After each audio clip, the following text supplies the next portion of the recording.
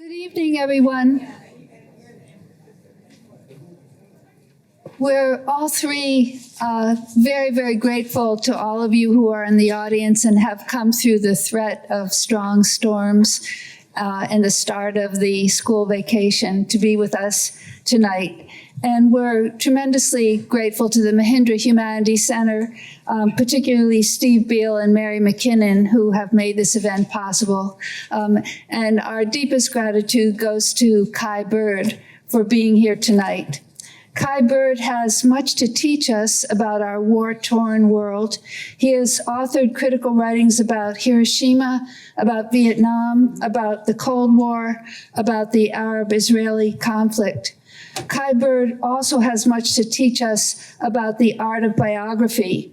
He has authored biographies on immensely complex figures like McGeorge Bundy, Harvard professor and national security advisor to Kennedy and Johnson, William Bundy, CIA analyst and Pentagon official and assistant secretary of state, Robert Ames, intelligence officer and CIA operative assassinated in the 1983 Beirut bombing. Former President Jimmy Carter, whom Kai Bird shows to be not only the most decent of 20th century presidents, but the most intelligent. And the figure we will be thinking about tonight, the dazzling and sometimes benighted J. Robert Oppenheimer.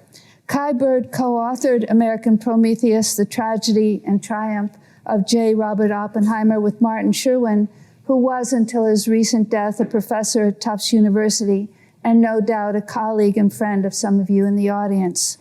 Kai Bird is currently the distinguished lecturer at City University of New York. He is also executive director of the Leon Levy Center for Biography. He comes before us garlanded with prizes, among others, the Pulitzer Prize, the National Book Critics Circle Award, the Duff Cooper Prize for History, the National Book Critics Circle Award, and the Dayton Literary Peace Prize. So when you picture him sitting in front of you, picture him wreathed with roses, violets, poppies, lavender, and lilies. I started by saying that Kai Bird has much to teach us about war. I want to also say that in addition to teaching us about war, he has possibly given us a tool that will help us avoid a civilization-destroying form of war.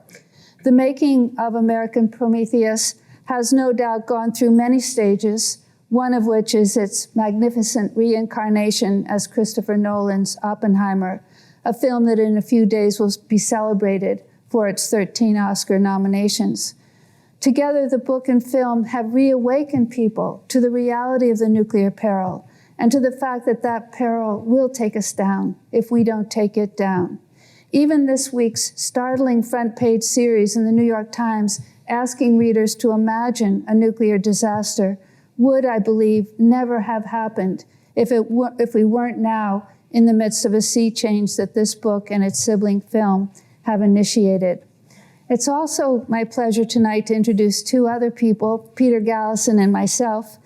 Peter Galison is the Pellegrino University Professor of the History of Science and Physics at Harvard. Peter is also the director of Harvard's Black Hole Initiative.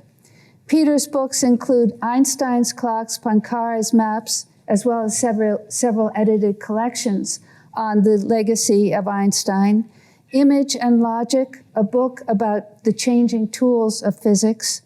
Picturing Science, Producing Art, co-written with art historian Caroline Jones. Peter's lucky enough to have Caroline Jones as his wife. And How Experiments End, a philosophic account of 3 scientific discoveries. In addition to his books and scores of articles, such as those on the Event Horizon Telescope, Peter Galison is a documentary filmmaker. His recent film, Black Holes, The Edge of All We Know, received the 2020 Jackson Wild Earth and Sky Award. His films are co-directed with Rob Moss, and especially relevant to tonight's program is their 2015 film, Containment, about the hugely difficult problem of storing nuclear waste. His 2008 film, again with Rob Moss, focuses on government secrecy. It's entitled Secrecy. and his 2000 film is entitled Ultimate Weapon and is about the A-bomb scientists' reactions to the possible making of the H-bomb. Let me also introduce myself. My name is Elaine Scarry. I'm the Cabot Professor of Aesthetics and the General Theory of Value at Harvard. I am the author of The Body and Pain and the book on Beauty and Being Just. Like Kai Bird and Peter Galison, I have for many years addressed the nuclear peril, most recently in the book Thermonuclear Monarchy, Choosing Between Democracy and Doom, a book which shows that the structural features of democratic governance and the structural features of the nuclear architecture are mutually exclusive and cannot coexist. We look forward to having the three of us a conversation with one another, and then we'll open it up to all of you, and we'll be eager to hear your questions for Kai Bird.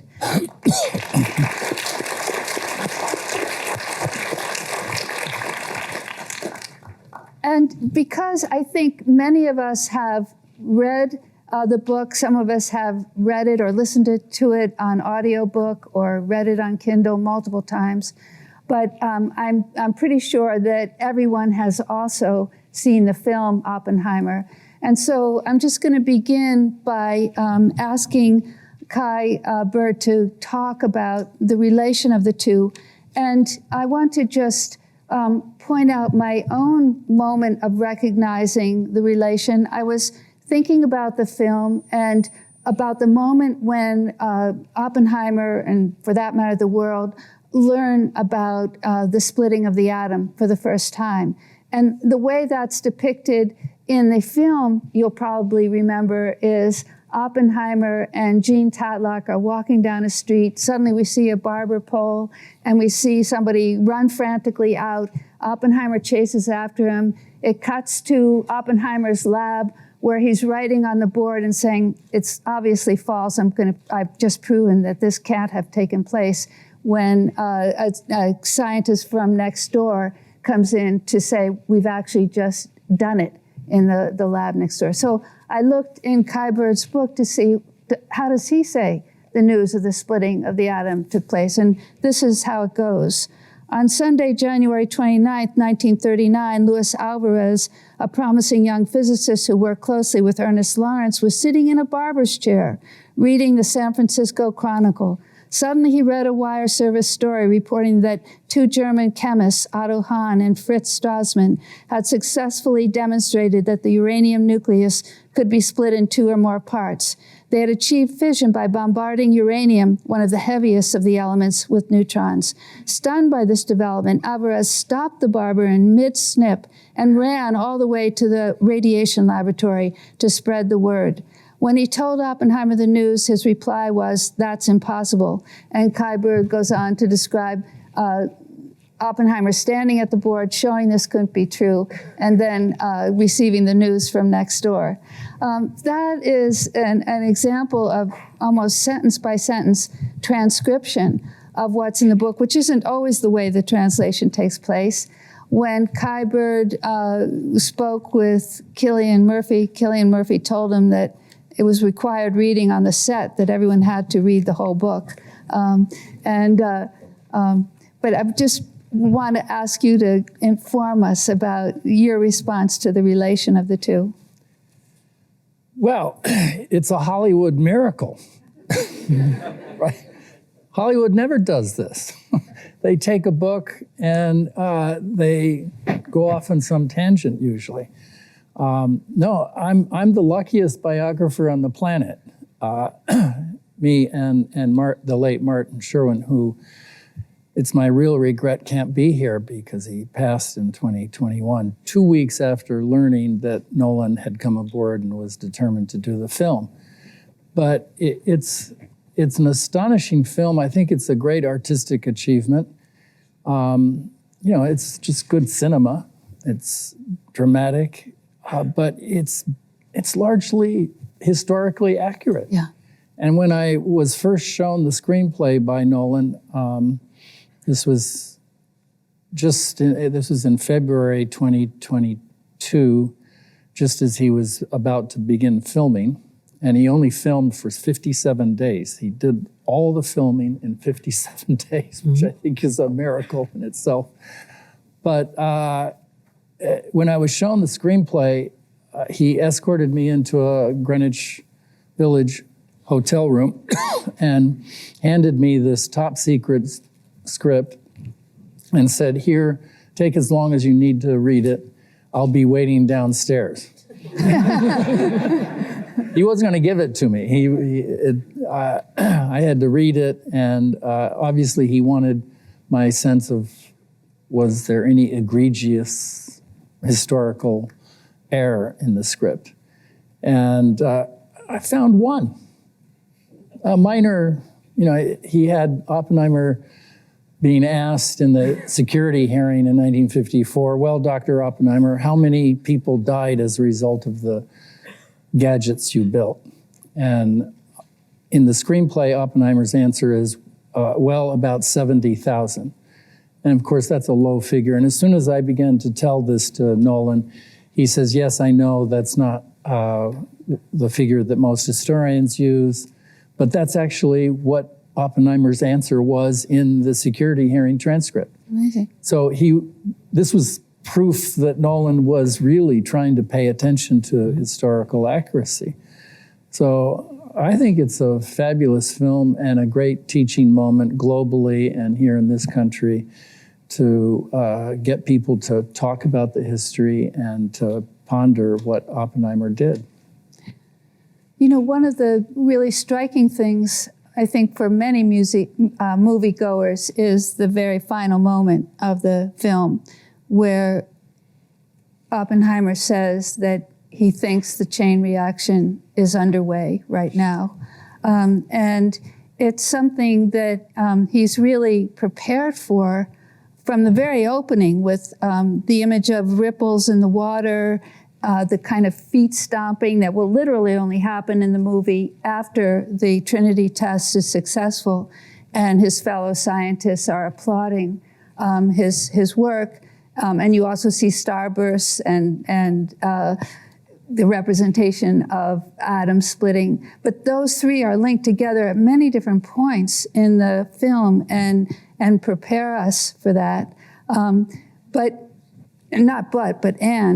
And it's a very ingenious reworking of Oppenheimer's consultation, not actually with Einstein, but with, I think, Carl Compton at a lake in Michigan. Right. And yeah, Nolan explained to me that he had so many characters in the film already that he didn't want to add one more, and it was easier to have Oppenheimer rushing back on a train to consult Albert Einstein, who everyone knows, right.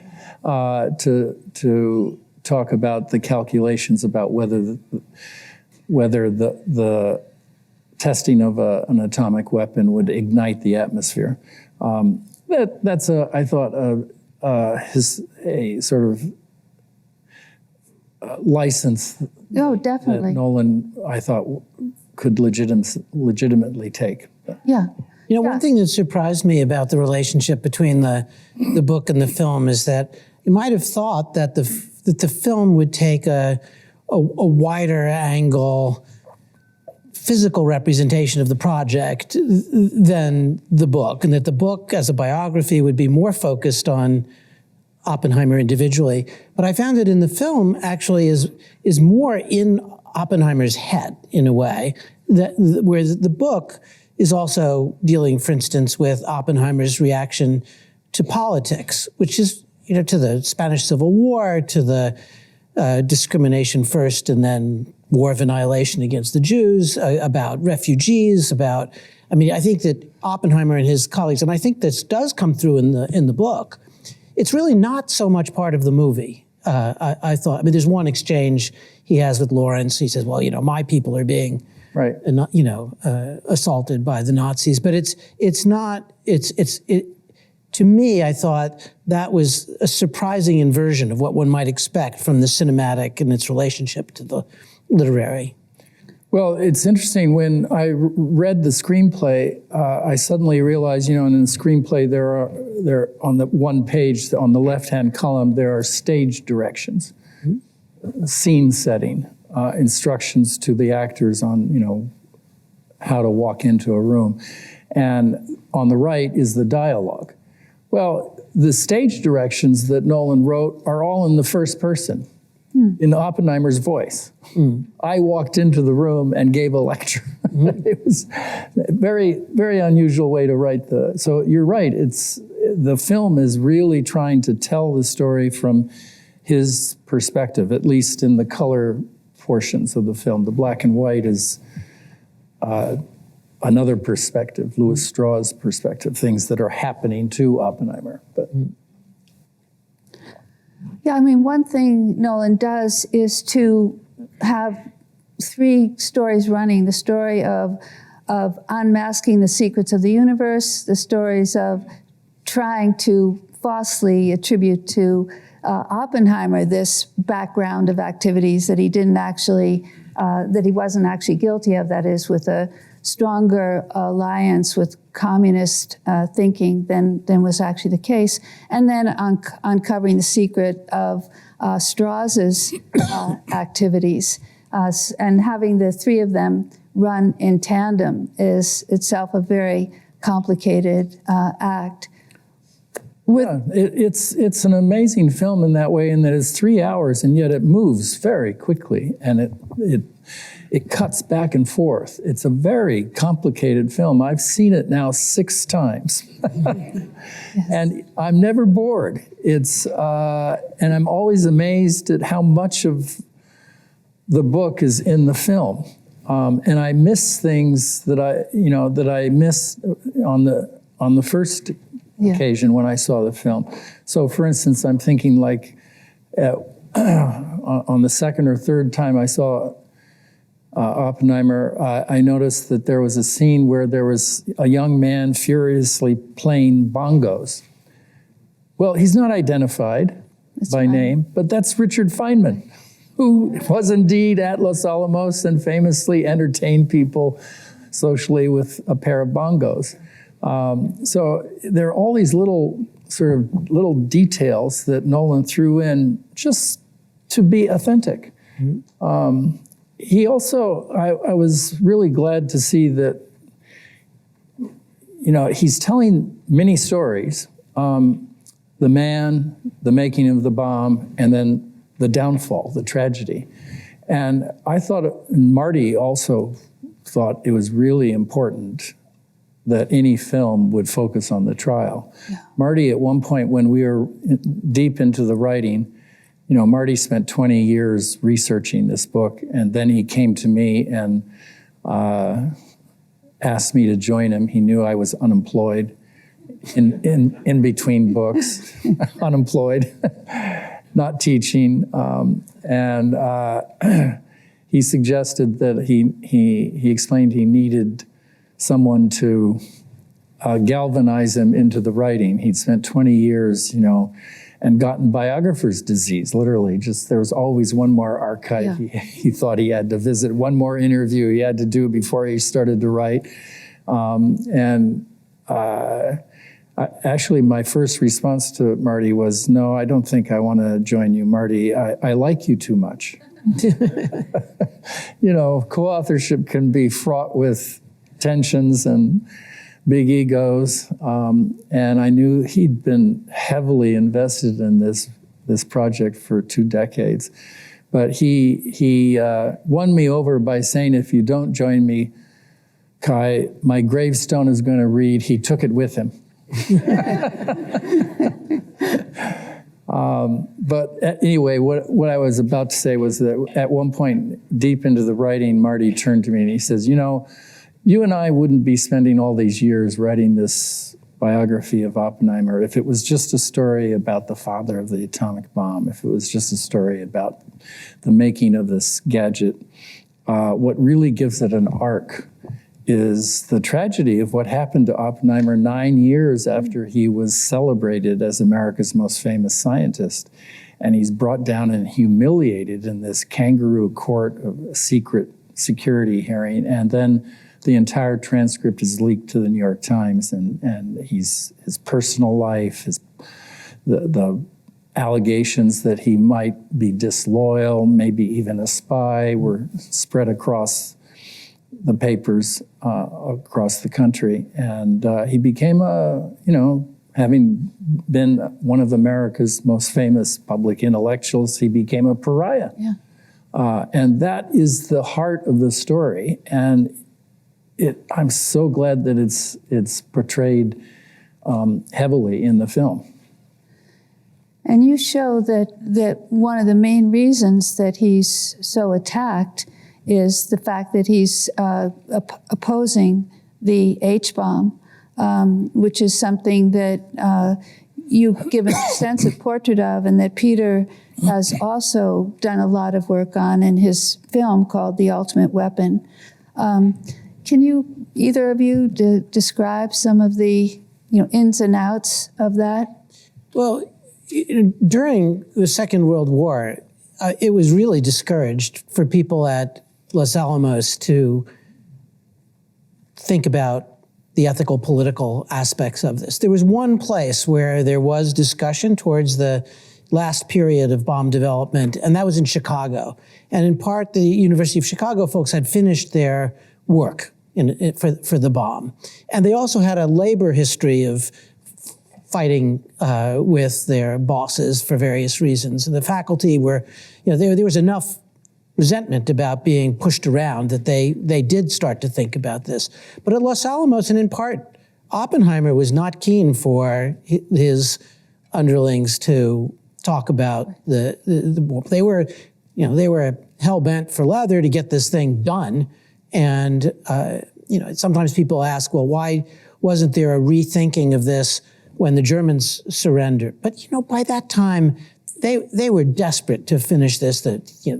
Whatever, in retrospect, and, Marty had views about this, but to what extent it was necessary to end the war, or what might have happened if it hadn't, the bomb hadn't been dropped. But at the time, you have to remember the average age was 24 at the lab, and they were, all of their contemporaries were fighting or about to fight or had fought or that died or been wounded. And the idea of stopping was almost impossible to ask.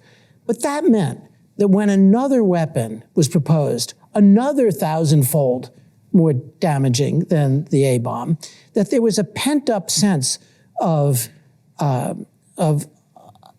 moral, of ethical, deep concern about what this meant. And I think for Oppenheimer, more than most, but not only Oppenheimer, there was a sense that this time we're not in the middle of a hot war. We can say something, and they did.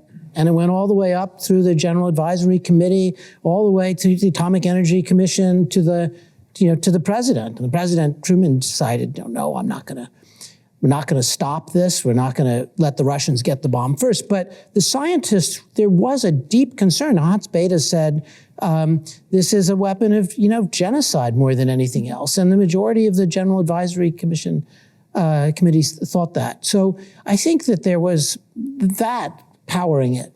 And then I think there's a subtlety that goes through this whole period, which is that many of the people, including Oppenheimer, supported the hydrogen bomb at first. They thought it was going to be the real challenge rather than the atomic bomb, which they assigned to a young scientist and said, you figure that out.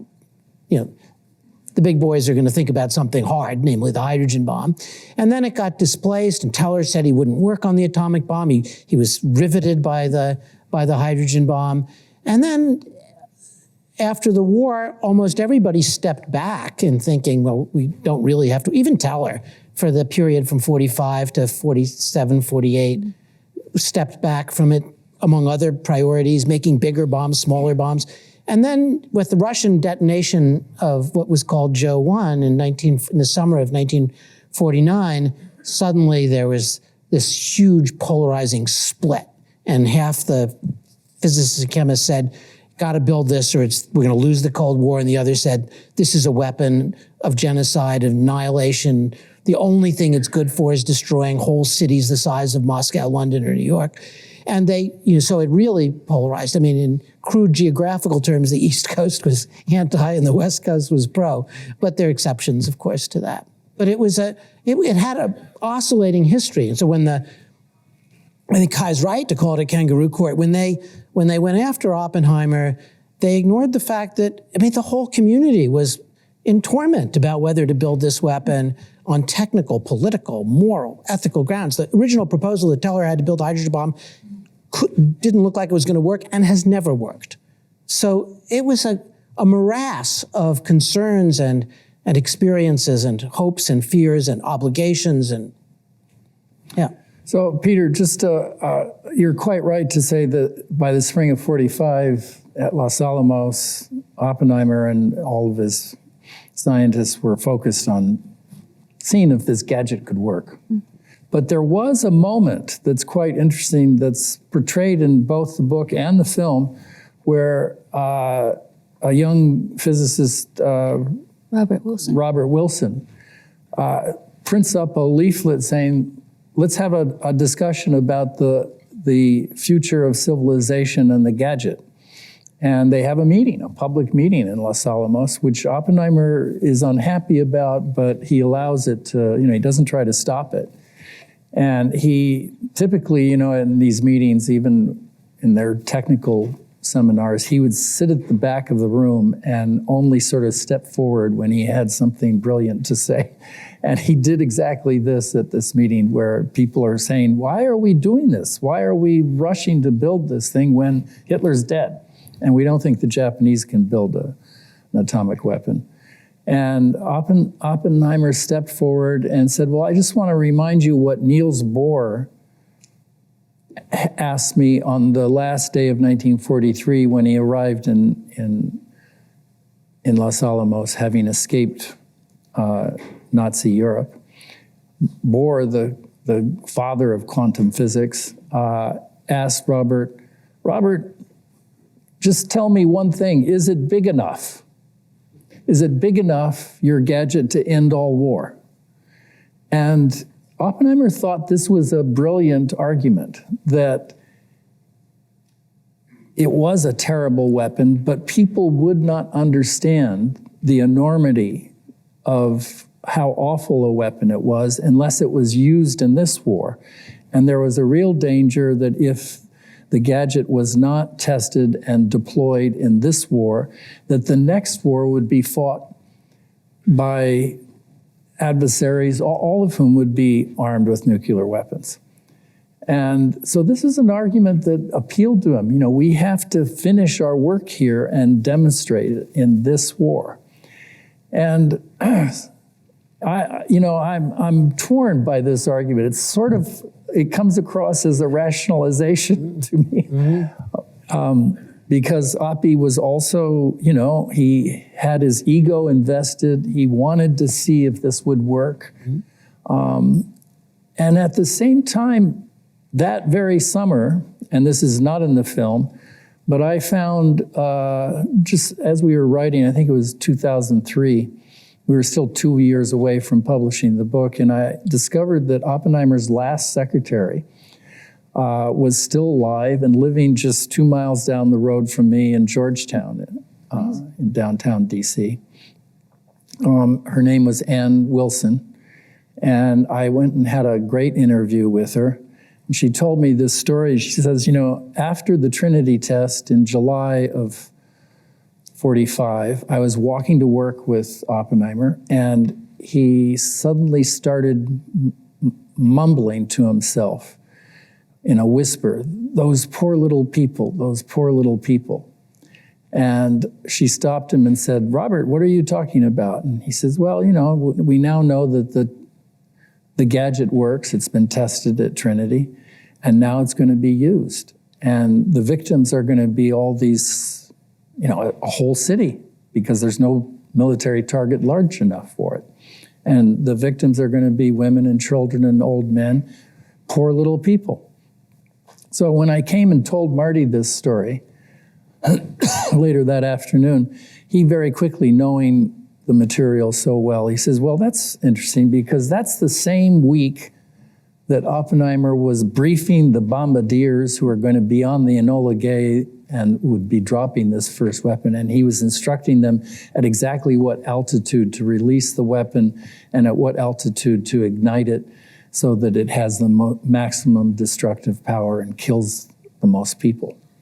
So this is a complicated guy who's anguishing in moral terms about what he's about to do and the consequences morally, and yet he's doing his duty and giving this weapon to the generals in Washington. Yeah. Incredible. And of course, as you show, he didn't know, he didn't have access to the Frank report that hadn't even been given to Truman, saying that there's absolutely no reasons, there's no justification for doing this.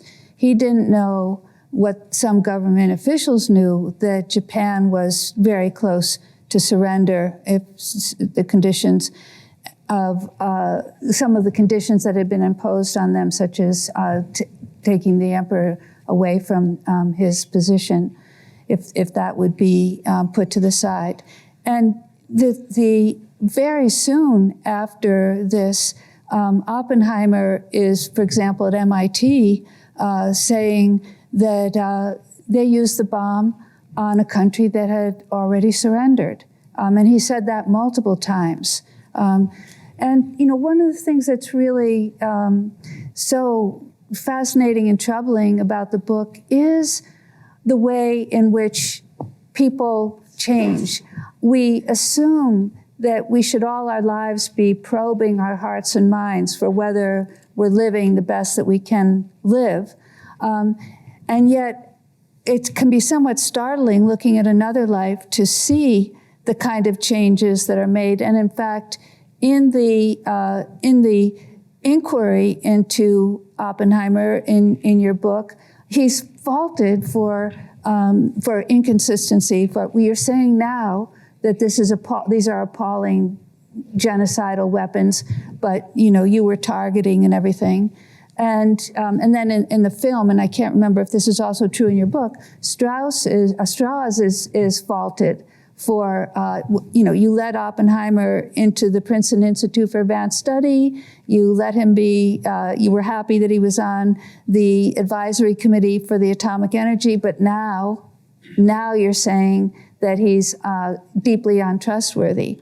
You know, and it's a real kind of study of the fact that people's hearts and minds do change, and that often the world is tremendously out of sync with accommodating those changes. And you know, they are really seen as invalidating. If you felt something once, it invalidates the fact that you've changed later, or you know, vice versa. And you know, well, let me respond to that a little bit. You know, Oppenheimer was obsessed with seeing this work. Mm-hmm. He wanted to test it. Yeah. He participated in decisions in Washington on targeting. So, you know, he's complicit in many of the ways leading up to Hiroshima and Nagasaki. But within 3 months, he is giving speeches, and I'm thinking of one at the Philadelphia Philosophical Society in October of 45, you know, 3 months after Hiroshima and Nagasaki. And he says in this speech, you can hear it on the web, it's a very spooky speech. And he says explicitly that these are weapons for aggressors. Mm. These are weapons of terror. And they were used on an essentially already defeated enemy.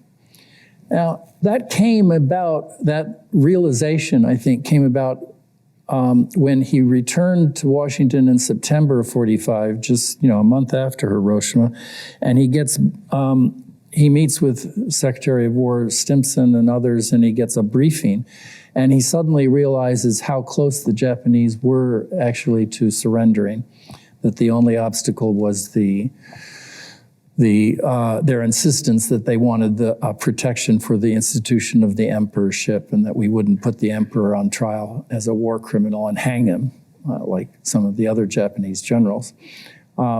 So that's really an important realization. And just as a footnote, when I read the screenplay that Nolan wrote, I found that one historical error, which he corrected.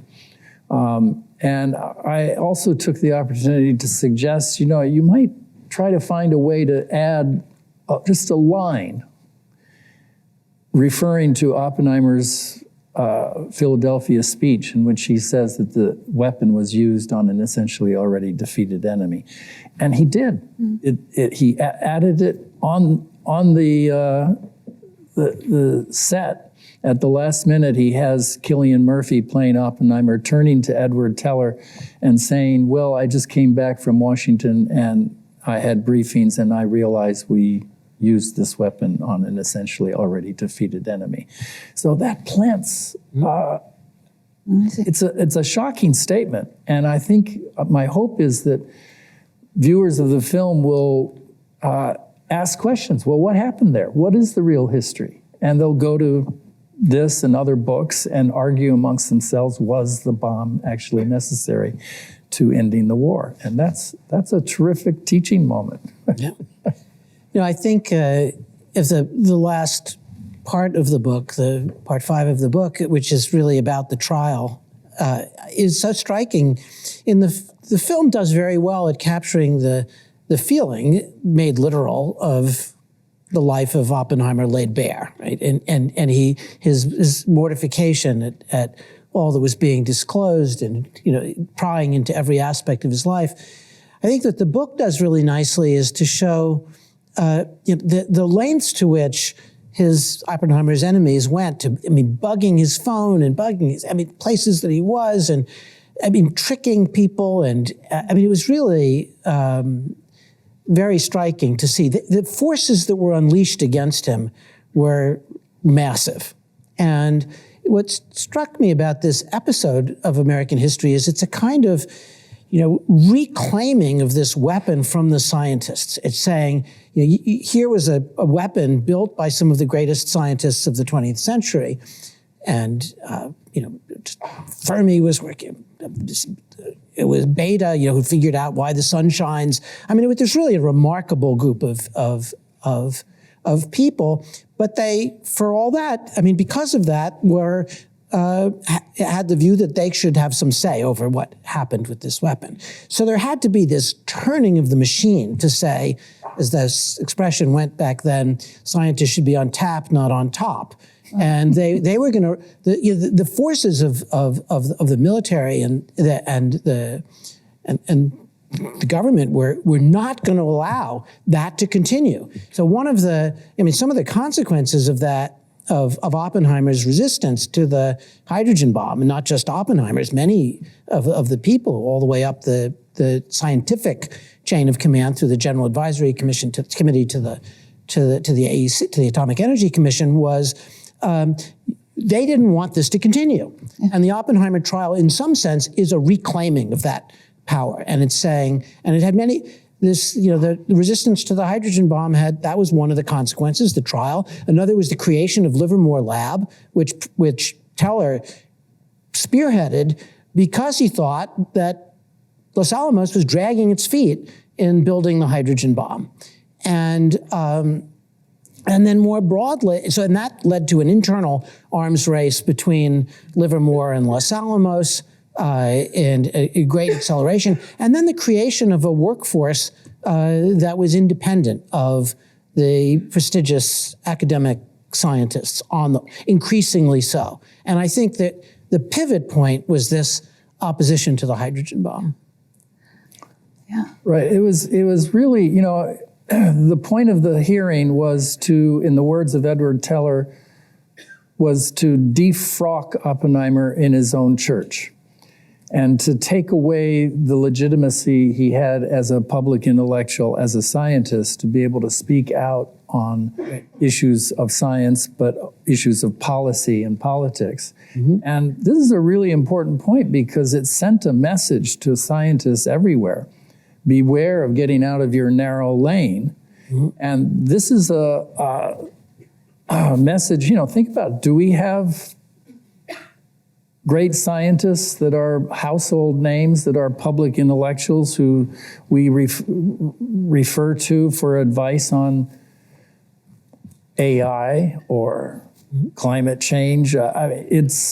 Somehow the whole government apparatus, as you said, was turned to sort of grab a hold of these scientists and turn them into servants of the state rather than public intellectuals. And that, I think, is an unfortunate outcome. It's very clear that they did not look on Oppenheimer as, just a kind of influential person. I think they really realized if this person has his say, we are not going to have a nuclear arsenal.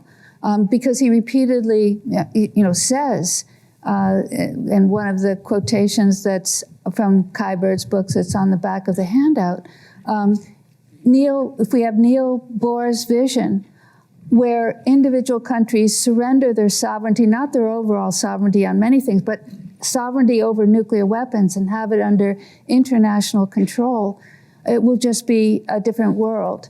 The thing that's amazing about the depiction in the book is Oppenheimer is actually relentless on this. I mean, he's working with, others on the report, like the Lilienthal-Hutchinson report. He's making speeches. He's coming up with ideas like, according to your book, let's poison the whole uranium mine so that uranium can't be used in these bombs. He describes the plan to bomb Bikini as ludicrous. Would that he had been listened to, saying, do you want to know if the bomb can blow up these ships? I can tell you right now, it can. End of story. You don't need to blow them up. And by the way, it's preposterous to use nuclear weapons, atomic weapons, to do that. I mean, he's there. He's on every front. And you have individual people like the vice president saying, the guy is haunted. He's haunted by a vision of civilization being destroyed. I was thinking, that at the other end of this story, at the beginning, which the book is also, we've talked a lot about the later stages of this, but you also have a beautiful character sketch of who he was growing up and his, the formative years. I think for the scientific community, people often wonder, what would have happened to Oppenheimer absent the bomb?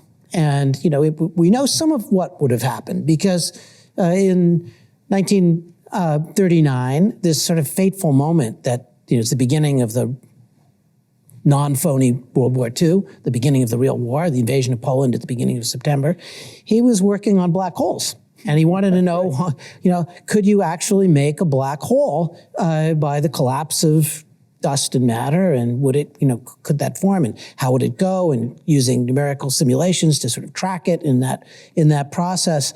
And once, towards the end of his life, very slowly, I was having a conversation with Stephen Hawking, and I said I was interested in these things, and he said, Oppenheimer really discovered the black hole. I mean, it goes back to Einstein and Schwarzschild and so on, but he said Einstein really discovered the black hole. And then there was a long pause because each letter had to be laboriously composed. And he said, too bad about the bomb. And I think that there is this alternate world where Hitler doesn't invade Poland, World War II hadn't proceeded, and Oppenheimer would have gone on and made black holes fundamental part of the world. He would have been recognized as a great scientist that in a way, he never got to complete. And right, exactly. There's that other side of the war, the pre-war, that had a very different Oppenheimer. Yeah, absolutely. He at one point said, no physics was done during World War II. And that was certainly true of his own career. That was probably the last real inventive physics he did in 1939 on black hole theory. And, he was somewhat of a dilettante as a scientist. He had, Marty and I argue that he was a good scientist in particular because he was a humanist. he also not only loved physics, but he loved French literature and John Donne's poetry and Ernest Hemingway's novels, and he was interested philosophically in larger questions. That's why he was attracted to the Gita and learned Sanskrit. But this made him a good scientist, capable of asking and imagining deep questions. And so he might have gone on to do more work in black hole theory, but we also argue that he was somewhat of, he didn't have the patience to study one problem. He was so smart, he would go on to the next interesting question. And if World War II hadn't happened, and if he had had the patience to go into black hole theory, he might have won the Nobel at some point. Well, it might be that wasn't his. It might be that the great things he did were done because he was so ardent about poetry, rather than because he was, that he didn't do as much as you can imagine because he was distracted. I mean, you really show an incredible commitment to poetry. You describe somebody mentioning Proust and him beginning to recite by heart passages from Proust that he's read on, I think, a hiking trip. And Corsica. In Corsica. And many, just an unusual kind of, avidity. You say that on the night of Trinity, he's reading Baudelaire's poetry, and I think the film just shows him reading a book, but it doesn't specify that it's Baudelaire. But, Baudelaire has this essay called Philosophy of Toys, which is about how the real capacity for aesthetics begins in childhood, when you see children with toys just, uncompromising. He uses the word avidity a lot. It's not a kind of take it or leave it thing. And that's kind of what your description of Oppenheimer's relation, not just to literature, but to the paintings in his household. And, one of the most unusual things I thought was how young he is when he gets this incredible passion for the Southwest landscape. Mm-hmm. I think of people as they get a little older coming to realize the kind of beauty of the planet on which they're standing. It's kind of unusual for young people to be that determined, but, and... Yeah, he loved New Mexico. Yeah. And physics, and he once told Frank, I think, I would be a happy man if I could find some way to combine the two. Well, of course he did, but, at Los Alamos. But and Peter, you've also written about the importance of literature and humanities in STEM, for STEM students and so forth. Yeah, no, I think it is part of Oppenheimer's. He did go from problem to problem, but he also chose carefully. In 1935, he sorted out. There was a big problem understanding why electrons were behaving in what seemed like an incomprehensible way, and he showed that really there are two kinds of electrons. There's a heavy one and a light one. The one called the muon and one that we now call the electron. But he helped sort that out through a really interesting set of calculations. He really wanted to understand things in the world. And another thing that's also hard to reconstruct from now is the quantum mechanics, when he got interested in it, was brand new. And Americans did not have a strong tradition of theoretical physics. In fact, it was much stronger in mathematics than it was in theoretical physics back then. And he was one of a small group of Americans that went and studied in Germany, and he brought it back, and he began to set up a school that was, a school oscillating between Caltech and Berkeley that would teaching people this new quantum way of reasoning. And his students went on to do many interesting things, and he helped really build the possibility of an American theoretical physics community at a time when it was frowned upon. I mean, one of the first E.C. Kemble, who was here at Harvard, when he did his thesis on the old quantum theory, before it was really quantum mechanics, he was told by the physics department that they wouldn't pass him unless he did an experiment. And so it just, theory was considered to be somewhat suspect, not quite legitimately grounded in secure knowledge. And Oppenheimer helped liberate theoretical physics to be something that could stand on its own feet, so to speak, in those years from the late 20s through the 30s. And of course, it becomes crucial in everything that physics does. You really show a huge change from his young manhood to his role at Berkeley and then at Los Alamos. I mean, it's not just the poison apple episode, although that is enduringly troubling. And you actually show a number of incidents that are almost as troubling, like the incident where he's with a young woman and leaves her in a car near a forest while he right. walks home, and she's Melba Phillips, yeah. Yeah. But yeah, no, he was a very awkward young man. And this is also, I think, one of the reasons the book and the movie is appealing to a younger generation now. They see Oppenheimer depicted in both mediums as a fragile personality. Yes, brilliant, smart, accomplished, but fragile psychologically, and someone who, went through Harvard in 3 years and then goes to Cambridge and suddenly faces failure. He's trying to do experimental physics and he's inept at it. He's breaking things. He's awkward with his hands. He's just not good at it. And so the first time in his life, he's facing some kind of failure, and this is shocking to him. And then, yes, the poison apple incident is in the movie, and I'm glad it's there because it does exactly this. The movie, Nolan didn't have time in the 3-hour film to pay any attention to his childhood, his upbringing and ethical culture, but he has this poison apple thing, and it serves to humanize this iconic historical figure and to show him vulnerable and fragile. And yes, he was extremely troubled. And something, it's a mystery actually in the book, The Poison Apple, it's a mystery about what happened. But something happened to cause the Cambridge authorities to either suspend him or put him on probation.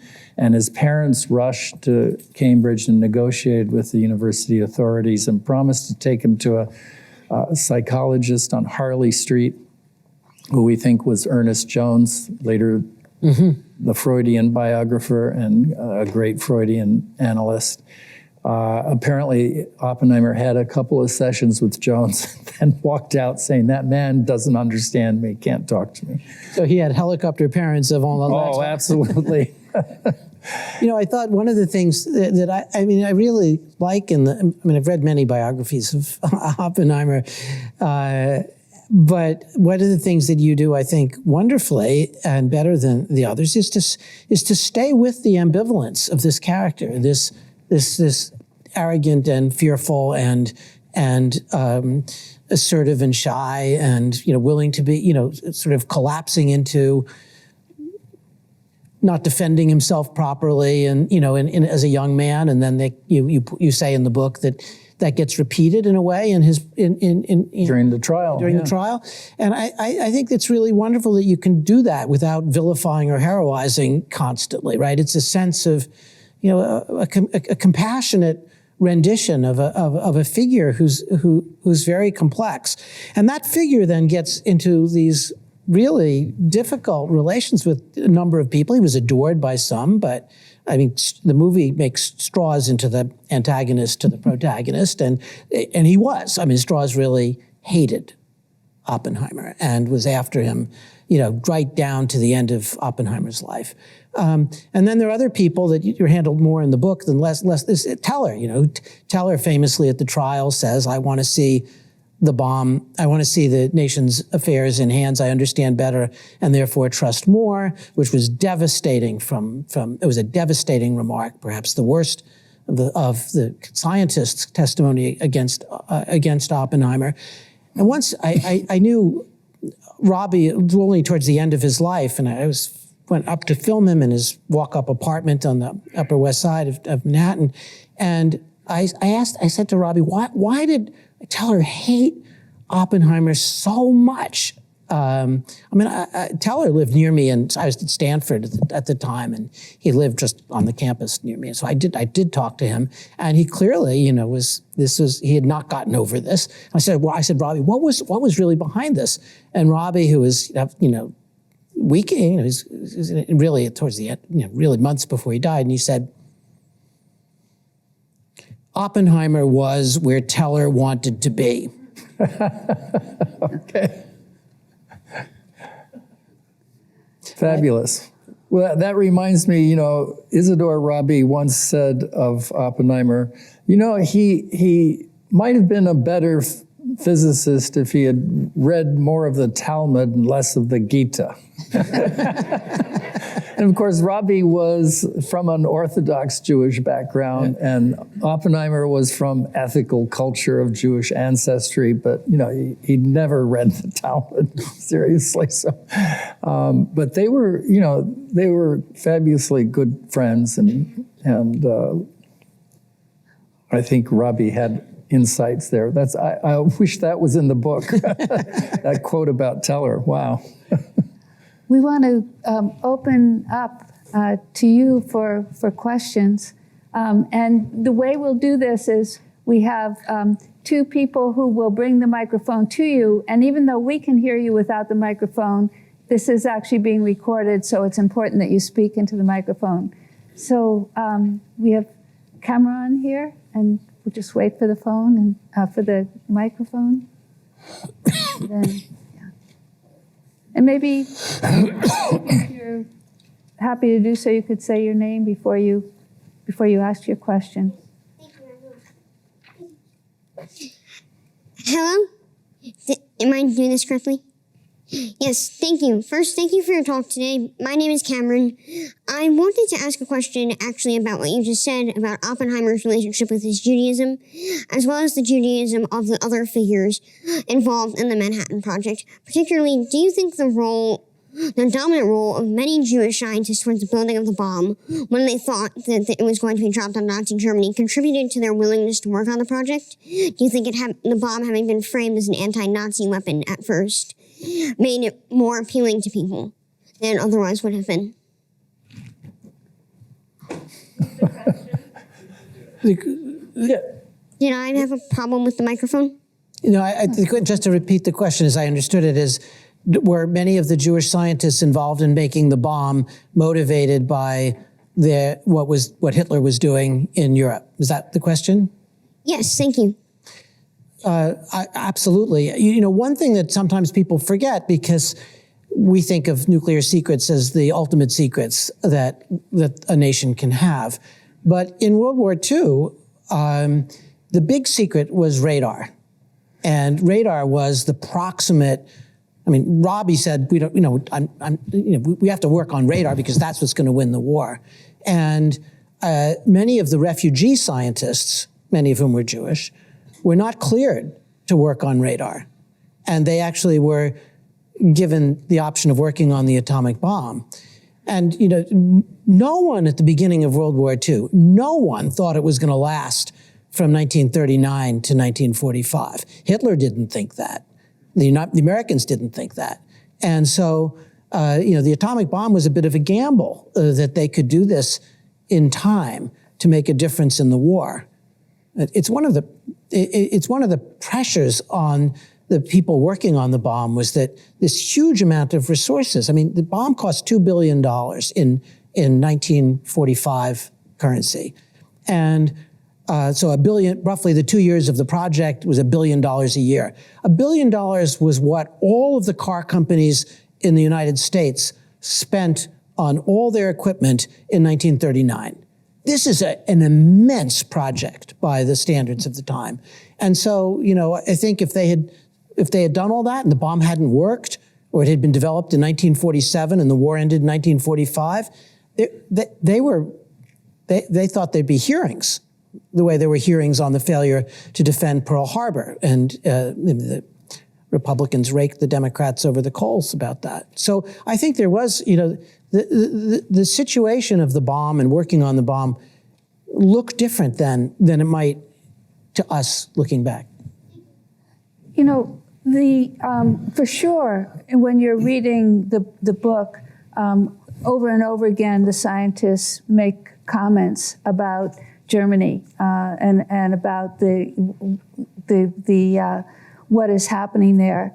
Now, if you read the Richard Rhodes book on the making of the atom bomb, there are some troubling details. He says that suggest that the United States people in charge had Japan in mind at an early moment. That is, Richard Rhodes says that Roosevelt and Churchill met in Hudson Valley and actually wrote down the names of cities that could potentially be targets. And he also says in the making of the atom bomb that in Utah, the practice flights, the 509th Commission, the group of airplane pilots, that they didn't understand why the practice runs were always clear air targeting when Europe was notoriously under cloud cover. And I think that if I understand Rhodes correctly, he's surmising that, even there, not the scientists are all thinking of Germany, but that the government officials are thinking of Japan, which for many people is taken as a sign of racism in military policy in the United States, and is certainly the way in which it was immediately reacted to after Hiroshima and Nagasaki. The American public in general was happy, I don't want to say happy, but they accepted and in cases cheered the bombing of Japan, except for the African American community, as you can read in Vincent Intandi's book, African Americans Against the Bomb, that instantly made the charge of this is a white world asserting its supremacy over people of color. You had a question? Thank you. Over here? Can you hear me? Thank you. Right here. I actually got to meet Hans Bethe in this very building at a reception down in the basement. Amazing, amazing. I couldn't believe that everybody else wasn't crowding around. He was just kind of standing there by himself, a sweet old man. Factual question, a couple of factual questions. Kai, you mentioned Oppenheimer wanting to have the device, see how that it worked. But there were two different devices, which begs the question, and which also for other reasons, why did the decision makers decide to drop the bombs? Some people theorize they wanted to see see how the other one worked. Other people theorize to send a message to the Soviet Union so that Japan wouldn't surrender to the Soviet Union. So what's your theory as to why the bomb was dropped? And if it was 9 years later, why wasn't Oppenheimer lowballing?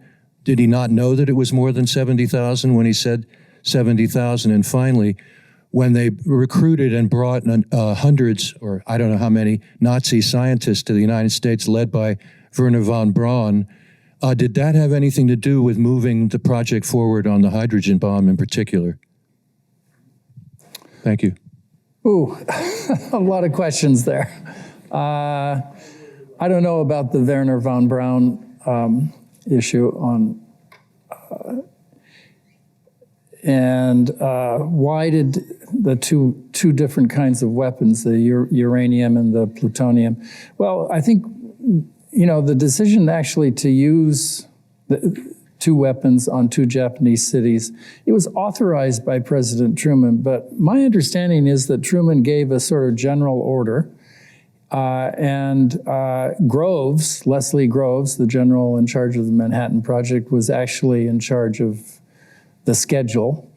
And they wanted to use two as quickly as they could. So that's why it happened within 3 days, Hiroshima and then Nagasaki. And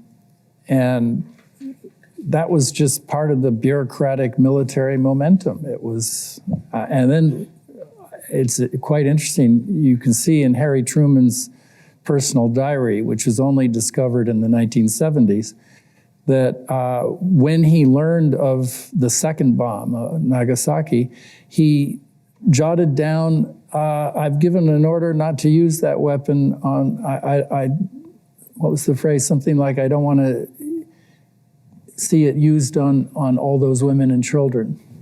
Really strikingly. Yeah, no, he changed the directive that took away the power of the military to make further atomic bombings. And I mean, there was a third bomb being prepared. And he said, it has to go through me, every decision about city bombing after Nagasaki. To answer your question about von Braun had nothing to do with nuclear weapons. I mean, later on, missiles, get loaded with bombs. But in this period, all the delivery of nuclear weapons was through bombers. And there was no chance that they could carry something so big and heavy at that stage. Right. The other thing about the two bombs is that this was an industrial process, and the plutonium and uranium have two very different problems, just technically. The uranium bomb is easy to assemble if you have the stuff, and hard to get the stuff, the right isotopes of uranium, the right isotope of uranium. Plutonium is very hard to assemble, and it was a much more complicated problem of how to make it explode. And the nuclear weapons project went into a major crisis when they realized that if you tried to just ram two pieces of plutonium together, it would pre-detonate and not make much of an explosion at all.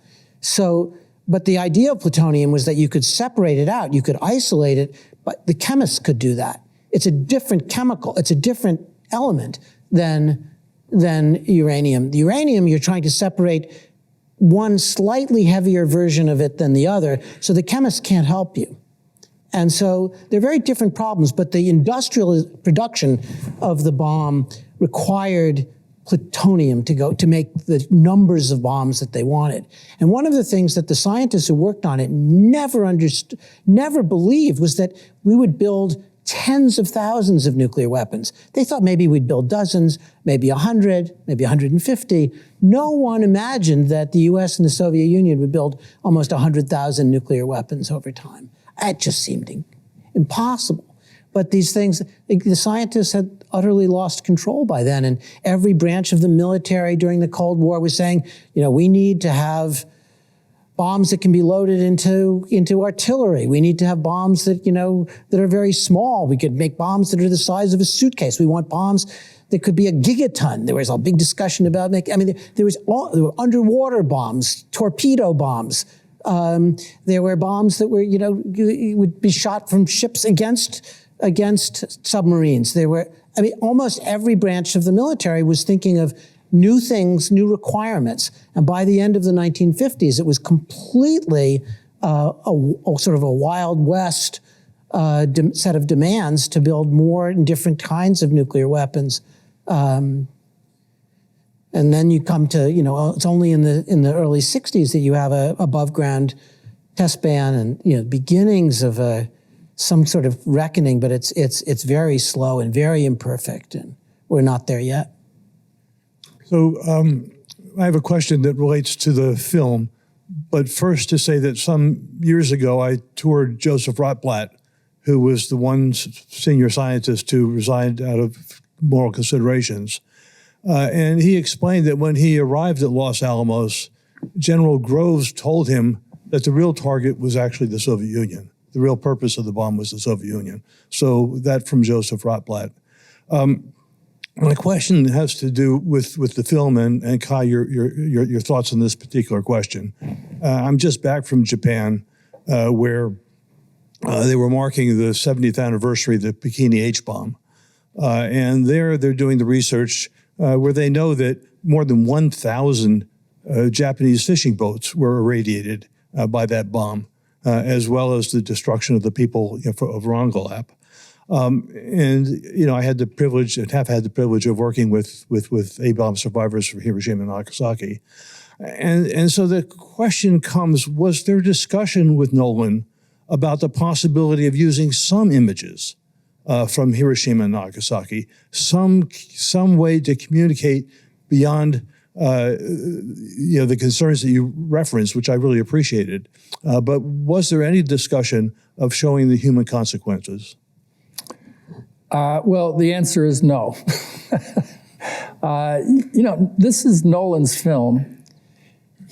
I should explain to you that, it was just by a sort of an accident of circumstances that the businessman who had bought the film option based on the book back in 2015, there were 3 attempts to do this film, 3 different scripts. They all failed. It was, Marty and I had come to the conclusion that Hollywood just was incapable of doing this. It was too complicated. It was too controversial. It was, but the third attempt, the guy who had the option was determined to, so in the middle of the pandemic, he flew out in a private jet plane to Hollywood and managed to get the book into the hands of Nolan's, one of his producers, Chuck Roven. And Chuck read the book and thought, oh, this is something that my friend Chris Nolan might actually enjoy reading. And so he handed the book to him. Mm-hmm. And Chris read it in March of 21. And without contacting me or Marty, he just decided, let me see if I can write a screenplay on spec. And by September, he had done it, and he'd written over 200-page, very long screenplay without talking to us. But it's, as you can see, it's heavily based on the book. Then he called us and asked for a meeting, and but he still, in the meeting, was not sharing the script. It wasn't ready, he said. It was confidential.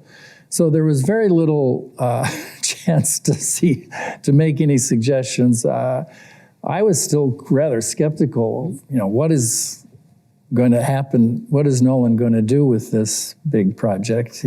I'd seen a couple of his films. I knew he was most famous for his Batman trilogy, so I feared, maybe he was going to put Oppenheimer in a cape.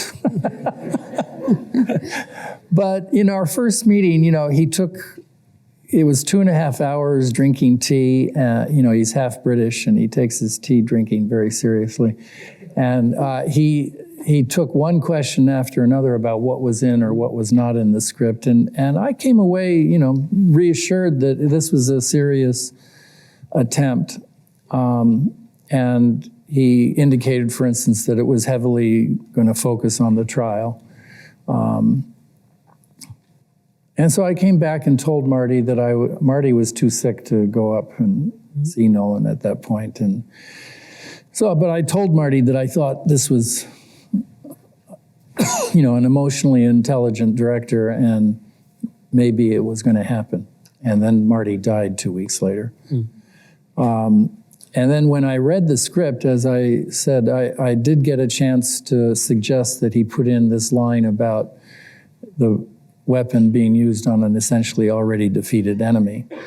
And later, when I read the script, I had to answer your question finally. I had no objection to the way he depicted Hiroshima.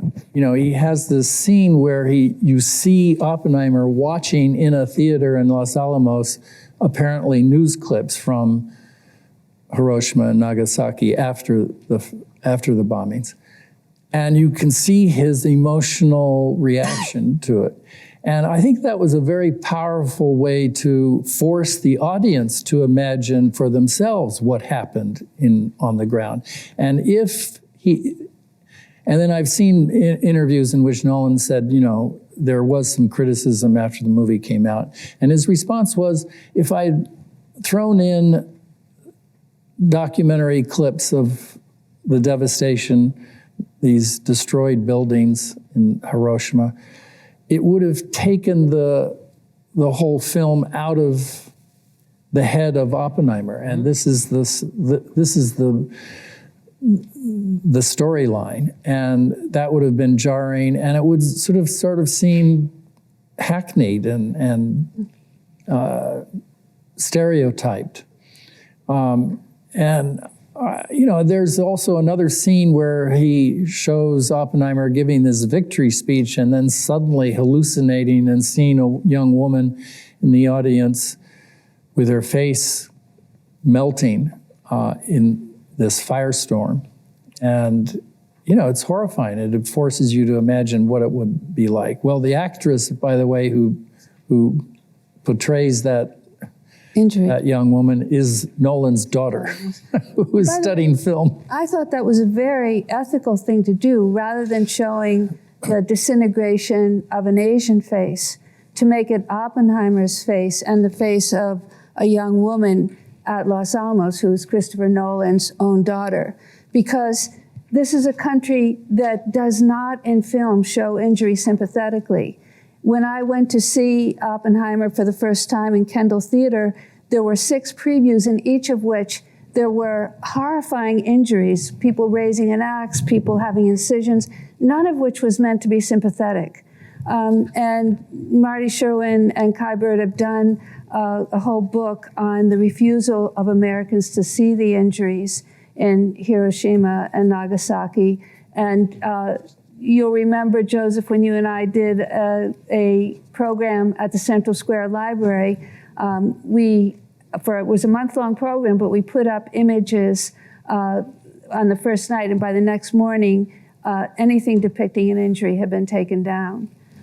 So there's real a question, a very serious question that you're asking, but the blame for it lies not in Christopher Nolan, I think, but in a habitual way of depicting injury in our films, and to a kind of blindness on the part of Americans to what was done in Nagasaki and Hiroshima, even though Japanese school children every day go through the bomb museum and look at terrifying pictures. Steve Hyman, do you have a question? So the last question, reminds us, as we've been talking about, the individual horror of all of these people. I mean, the end of the Richard Rhodes book is almost unreadable to me. It's so awful. Against, wanting to finish the bomb and, the triumph of the team. But Niels Bohr seems to have disappeared. And his argument, was it big enough, right? Was there enough horror? And while this has gotten trivialized to mutually assured destruction, I wonder whether you have insight into what Oppenheimer thought, whether that was still a motivation, even dropping a bomb on an already almost defeated enemy, whether that was out of his mind. And whether in some weird way, given how strange our species is, Niels Bohr might have been partly right, or right, more than we can tolerate. Right. No, I think Oppenheimer was still heavily influenced by Niels Bohr's vision. And it was, I think, partly a rationalization internally for him to be able to go forward and finish the project, meaning test it at Trinity. And but after the war, he took to heart Niels Bohr's argument, and this is why he sort of pivoted to arms control, to this notion of forming an international atomic authority that would have sovereign control over all things nuclear. And that scientists would be staffing this international agency and that they would work together. This was, again, an idea of Bohr's.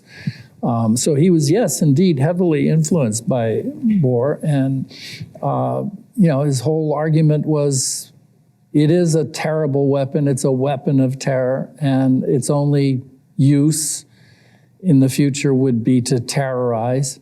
and we need to ban this weapon. But you can't stop the science, but you can regulate it. You can control it.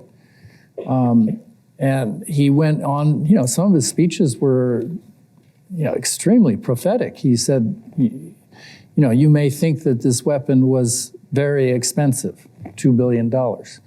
Actually, it's cheap.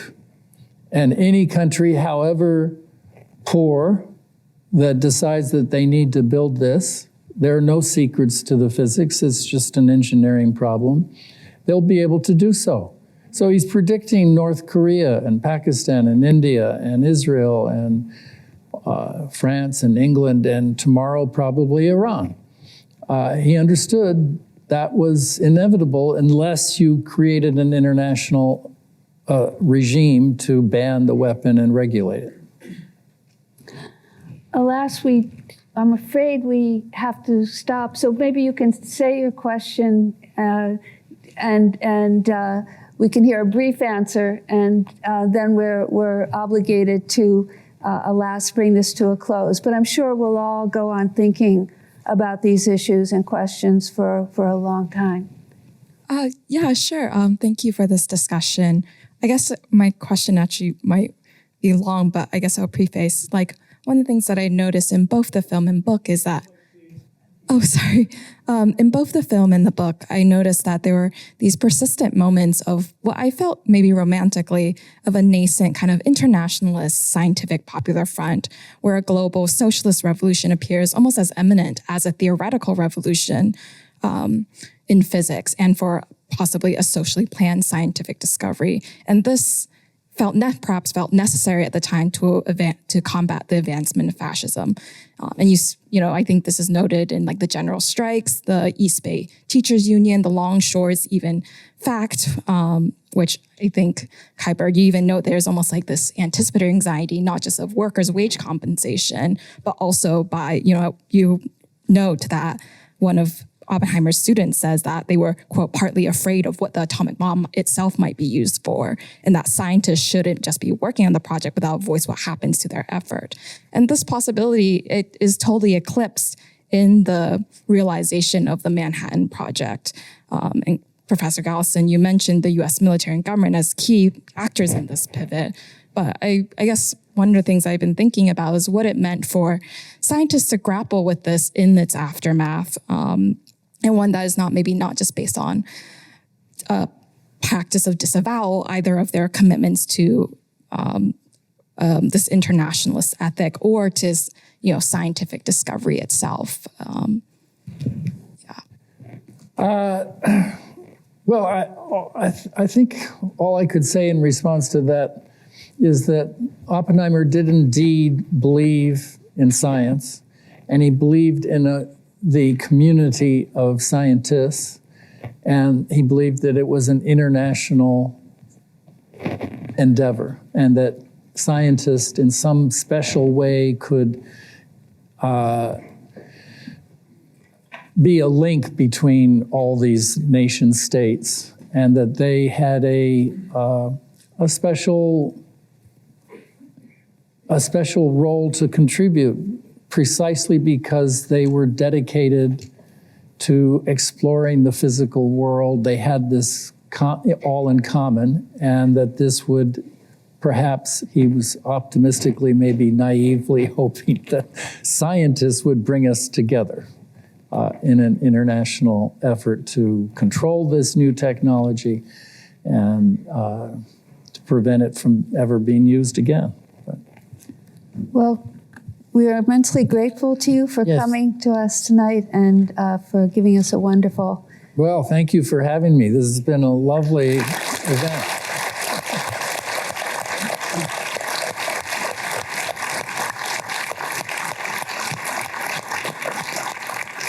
And thank you for reading.